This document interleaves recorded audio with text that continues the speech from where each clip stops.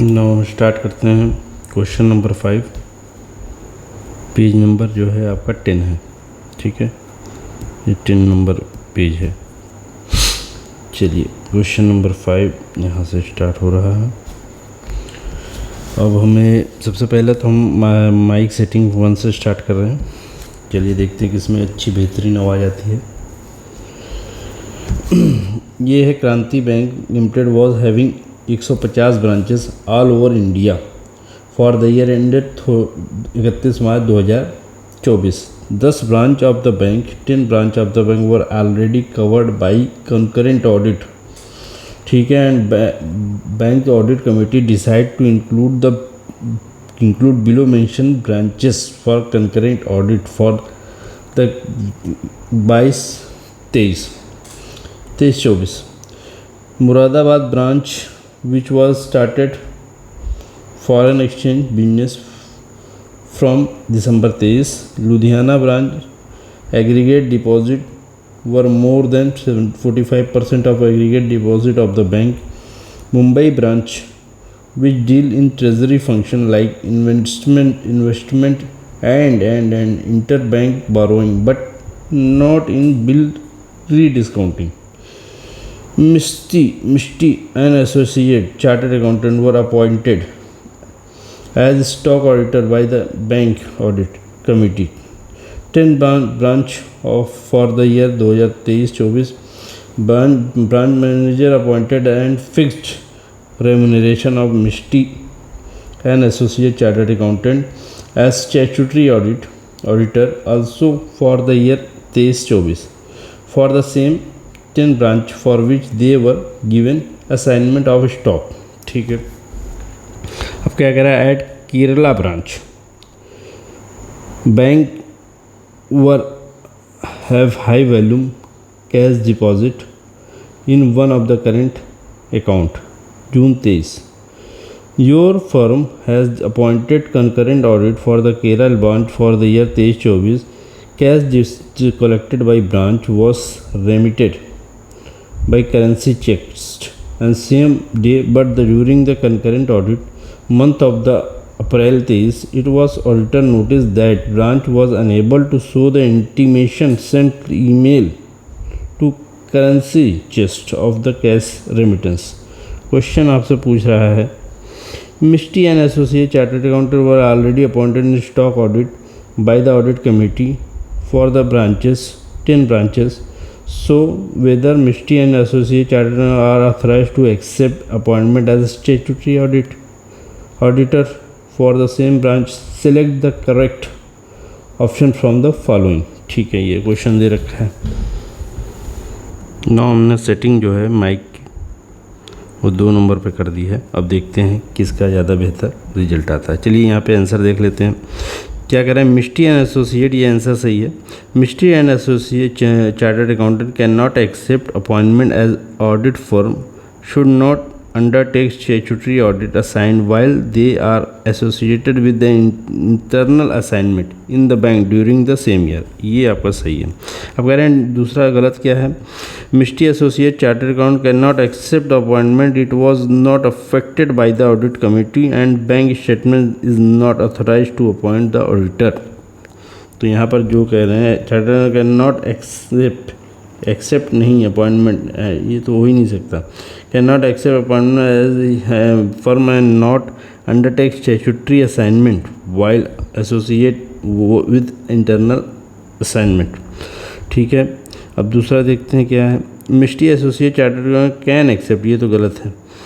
Misty can accept appointment were already appointed as stock audit और 2 branch by the, ये दोनों गलत है। ठीक है, अब क्वेश्चन देख लेते हैं यहाँ पर दूसरा नंबर का।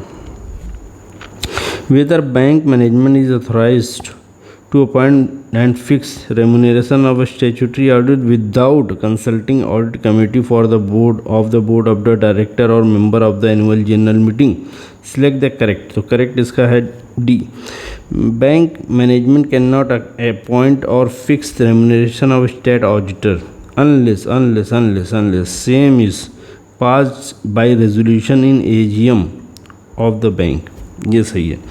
ठीक है, अब यहाँ पर देख लेते हैं ये वाला जो कि गलत है। Bank management can accept appoint and fix the remuneration, ये तो गलत है। Misty and associate chartered were already appointed for the stock and committee, therefore only audit committee was authorised to appoint and fix, ये भी गलत है। ठीक है, और उसके बाद जो है Misty and associate chartered already appointed stock audit and bank management is authorised to appoint, ये भी गलत है। चलिए ये हो गया। अब आते हैं 3 वाले पे, तो माइक की सेटिंग 3 पे कर देते हैं। तो माइक की सेटिंग 3 नंबर पे कर दिया है। अब देखते हैं कौन सा बेहतर है। You have been asked by your senior to verify the high value cash deposit at Kerala branch. What parameter document will you verify as concurrent auditor of the branch? Select the correct option from the following। ठीक है, select current क्या है? Verify KYC document of the account in which cash is deposited। Verify reason for high value cash deposit in account like nature of business transaction etc। ठीक है, verify discrepancy found in the cash। ठीक है, discrepancy अगर पाई गई है, discrepancies पाई गई है, तो यहाँ पर found in cash the customer if any and ensure that the record of the currency chest remittance are maintain properly maintain होना चाहिए। यहाँ पर क्या है, ये सही है। अब गलत वाला देख लेते हैं। आपका concurrent auditor you need to verify reason for regular cash deposit in account and nature of discrepancy if any found in cash deposited by this। concurrent auditors की ज़रूरत नहीं है, यहाँ पर KYC को जो है ऑडिटर को वेरीफाई करना चाहिए। यो देख लेते हैं ये वाला। concurrent auditor has to verify detail of cash remittance to the currency chest only, गलत है। You need to verify KYC document of the customer and reason of high value transaction and deposit account, nature of the business और sale of the property। No यहाँ पर जो है वो सही है। आपका KYC करना चाहिए, वेरीफाई रीजन ऑफ हाई होना चाहिए, प्रॉपर डॉक्यूमेंट मेंटेन होना चाहिए। ठीक है, अब आ जाते हैं चौथे पे, और इसकी माइक की सेटिंग भी 4 नंबर पे कर देते हैं। तो माइक की सेटिंग 4 नंबर पे कर दिए हैं, देखते हैं। How discrepancy of not preserving intimation of cash remittance to currency chest by Kerala branch of the bank should be dealt by the concurrent auditor in his audit report। Select correct option from the following। यहाँ पर आपको बताना है, तो यहाँ पर B आपका correct option है, तो B आपको हम बता दे रहे हैं, यहाँ पे ये B है। ठीक है, यहाँ पे क्या कह रहा है, auditor should discuss the importance of preservation of preserving the hard short copy of email. क्या करना चाहिए, auditor should discuss the importance of the preserving hard soft copy of email sent for cash remittance with branch manager and chest of its compliance in next audit period. ठीक है, during the audit, ये इसका justification है। During audit bank audit it is essential to discuss the importance of the preserving hard and soft copy emails sent for cash remittance with the branch manager। Auditor should also ensure the same is being complied with the next audit period। ये भी आपको देखना पड़ेगा। तो ये चौथा हो गया। अब यहाँ पे जो है क्वेश्चन ख़त्म। 9 ये क्वेश्चन देखते हैं हम, और ये सेटिंग आपकी जो है 4 नंबर पे सेटिंग है, लास्ट है इसका। माइक की सेटिंग 4th नंबर पे है, जो कि लास्ट है, और एक बार हो चुका है सेटिंग 4 नंबर की। तो चलिए देख लेते हैं क्वेश्चन। ये है आपका Tome limited, a top 1000 listed company of BSE market capitalisation past 2 year sale IT and related equipment directly. ठीक है, अब यहाँ पर आ जाइए क्वेश्चन में। In the given case cyber attack encountered by the company is known as spoofing है answer सही। Denial of service attack, malware और आइडेंटिफाई बेस्ड अटैक ये गलत है। तो स्पूफिंग सही है। तो स्पूफिंग का देखिए, spoofing is when someone or something pretend to be sometime else or attempt to gain confidence, get access of system, steal data, come in the many form including facial spoofing, steal money, ये सब होता है। तो क्या है, इन the given cyber attack encounter by the companies spoofing. ठीक है, अब यहाँ पर आ जाइए क्वेश्चन दूसरे पे। Engagement partner is confuse as whether the audit report would be impacted by the cyber attack incident. What is the appropriate reporting implication? ठीक है, तो इसका आंसर जो है, रिपोर्ट एज की audit matter since the cyber incident was the most significant in the audit of the financial statement of current period. तो क्या कह रहा है, engagement partner is confused as whether audit report would be impacted by the cyber attack instance. What is the appropriate reporting implication? ठीक है, report as key audit matter since the cyber incident was most significant in audit of the financial statement of the current period. और क्या है, ये आपका सही है, ये गलत क्या है, no implication of audit report since the financial loss has already been recognised in financial statement. दूसरा क्या है, qualify audit opinion as amount of loss due to cyber attack is incremental and does not eliminate from its operating activities. ये है C वाला क्या है, include a synthesis of matter paragraph as cyber security incidents are by default fundamental to the attention to the user of financial statement. ने report करना है की audit matter में since the cyber attack was most significant in audit, significant है इसलिए की audit matter में जाएगा।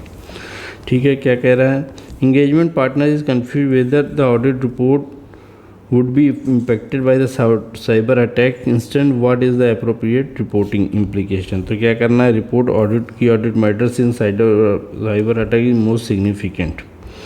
आ जाते हैं थर्ड पे, the company want to prepare integrated report as content in international integrated reporting council and endorsed by SEBI. Company secretary is of the view that integrated report is mandatory for listed entity. Which of the following is correct in this record? तो ठीक है, यहाँ पर देख लेते हैं, the view of company secretary is incorrect as integrated reporting is voluntarily for the top 500 listed company.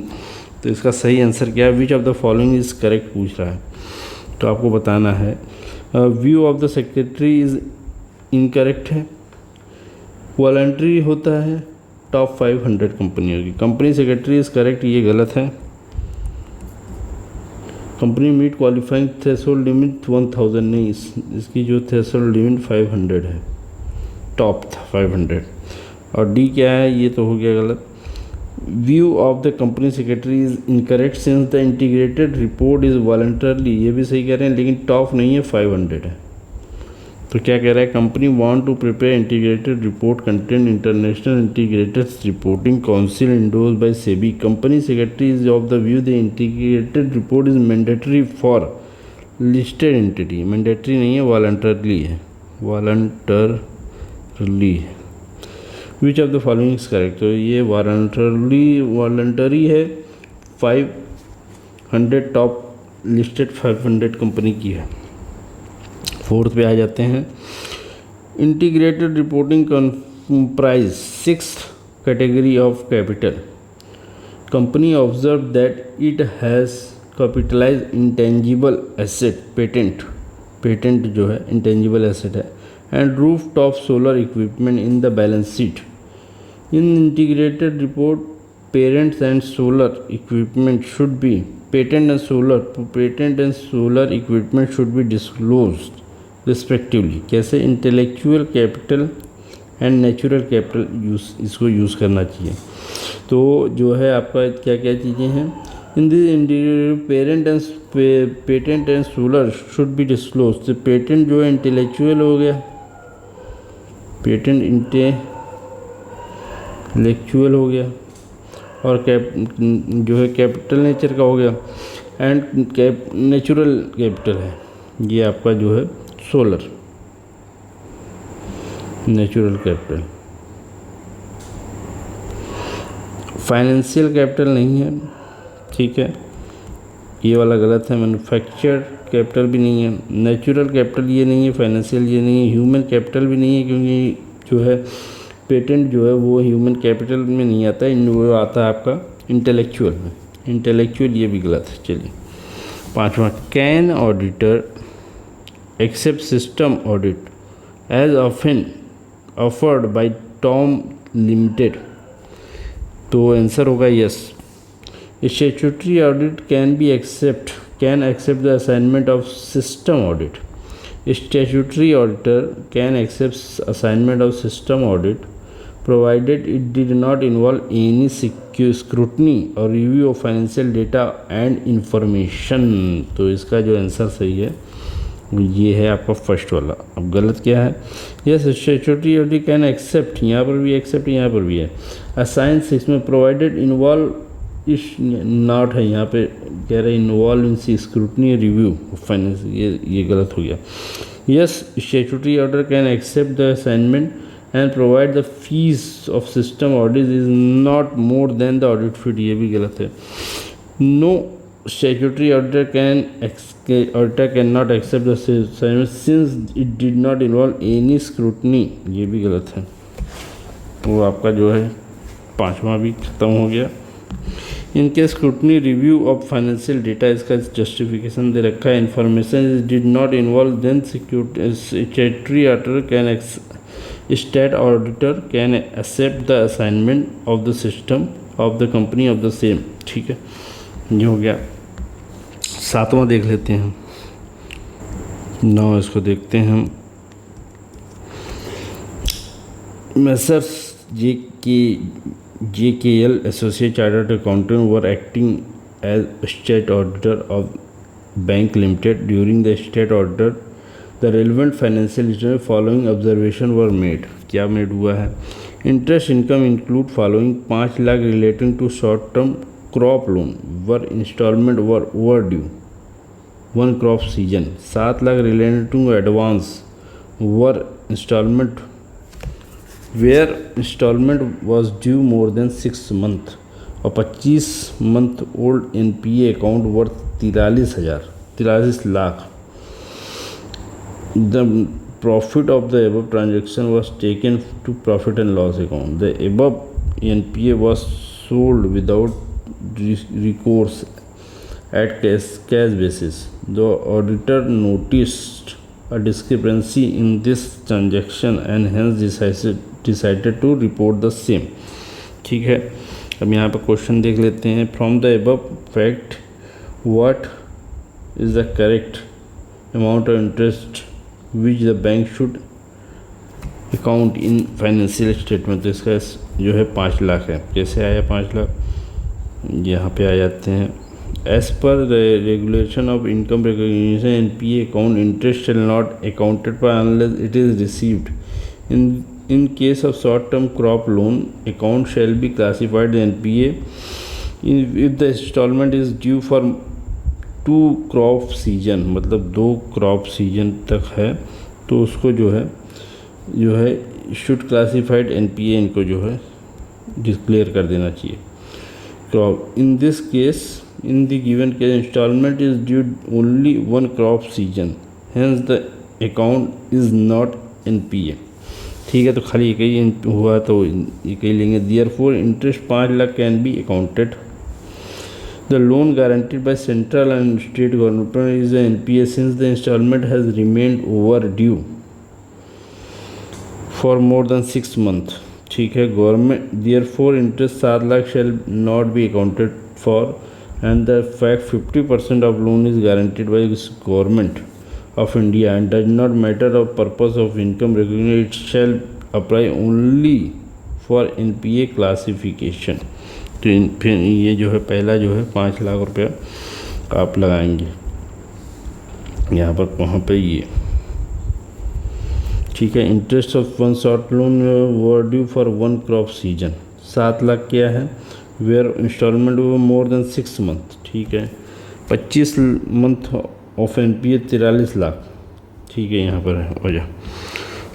अब आ जाते हैं सेकेंड वाले क्वेश्चन में, what could be the possible amount of classify NPA relating to account with respect to observation regarding to inclusion of interest income given below।